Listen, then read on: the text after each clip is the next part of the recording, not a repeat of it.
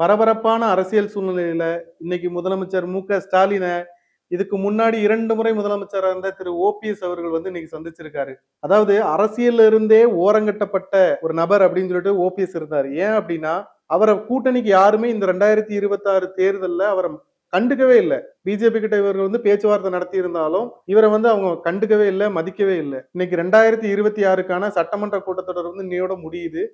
இன்னைக்கு அவர் காலையில போய் முதலமைச்சர் ஸ்டாலினை சந்திச்சு மரியாதை நிமித்தமா சந்திச்சதா சொல்றாங்க. ஆனா வெளியில வந்து அவர் கொடுத்த பிரஸ் மீட்ல கண்டிப்பாக இந்த முறை திமுக வெற்றி பெறும் அப்படின்னு சொல்லிட்டு கிளம்பினாரு. அதே போல சட்டமன்றத்துல வச்சு அவரோட ஆதரவு எம்எல்ஏ திரு ஐயப்பன் அவர்கள் வந்து என்ன சொன்னாரு அப்படின்னா, எம்ஜிஆர் அவர்களோட ஆசையோடும் ஜெயலலிதா அம்மா அவர்களோட ஆசையோடும் திரும்பவும் முதலமைச்சர் மு.க. ஸ்டாலின் வந்து ஆட்சியில் அமர்வாரு அப்படின்னு சொல்லி சொல்லியிருக்காங்க. இந்த ஒரு அரசியல் நகர்வு கண்டிப்பாக இந்த சூழ்நிலையில மற்ற கட்சிகளுக்கு வந்து ஒரு பெரிய அடியாதான் வந்து விழுந்திருக்குது.